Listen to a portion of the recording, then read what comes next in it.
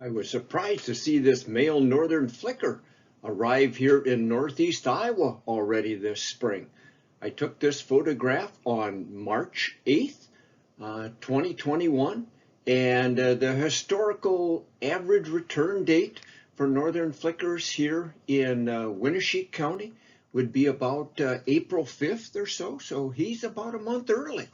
The northern flicker likes to feed on the ground and eat ants and beetle grubs and things that they find there. With the snow cover we've got on the ground yet, that might be a little hard to come by, but he's back early anyway. We know this is a male, by the way, because if you look right behind him below his bill, you'll see a little black mustache there. The female would not have that black mustache. She would have the red patch on the back of her head, though, like we see on the male here, and of course on like a female downy or hairy woodpecker, the female lacks that red patch, but that's not the distinguishing feature between the sexes on the northern flicker. This eastern skunk cabbage is a really cool plant. They are the first, I guess you might say, official wildflower to start blooming here in northeast Iowa in the springtime. You can see them here poking right up through the snow. The skunk cabbage plant can actually produce heat. They've got a little internal furnace they call thermogenesis, and they can melt the snow around them, as you can see right here. And the flower, there we can only see a few of the little yellow flowers inside the spathe, or you might say the red sheath on the right hand side here.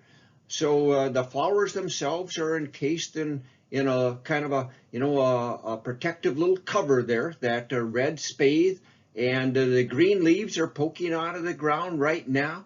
They will grow up to be huge cabbage leaves by summer, but right now the skunk cabbage is starting to bloom here in northeast Iowa. It's maple syrup season here in Winneshiek County for people that have a few sugar maple trees in their grove or even in your yard and you want to try tapping them. As you can see right here, this is a sugar bush that has a lot of sugar maples in it. The pails right there are attached to little taps in the trees where there's kind of like a spigot, you might say, and the sap is running out and dripping into the pails. Every few days the sap gets collected, boiled down, and turned into maple syrup. It takes about 40 gallons of sugar maple sap to make a gallon of maple syrup.